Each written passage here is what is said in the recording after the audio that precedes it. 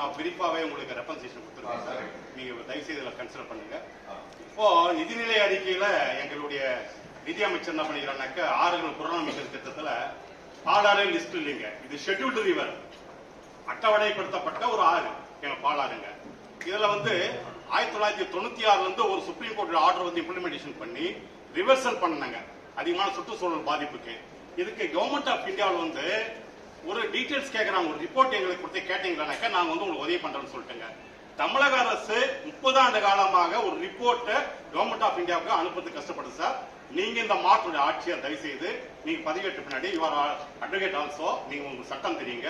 ஆனா தயவு செய்து அந்த பேஸ்ட் அந்த ஆர்டர் பொறுத்து உடனடியாக சுற்றுச்சூழல் துறை மத்திய அரசுக்கு அதை சீர் செய்வதற்கான ஒரு ரிப்போர்ட் அனுப்புறதுக்கு இந்த பணியுடன் வேண்டி கேட்டுக்கொள்கிறேன். இரண்டாவதாக, நாங்கள் நிறைய முறை இந்த பாலத்தை எப்போதுமே ஒரு ஜீவநதியாக மாற்றணும்னு சொல்லிட்டு பல ப்ரொஃபஸர்லாம் வச்சுருக்குங்க. அது வாய்ப்பில்லாத போயிட்டு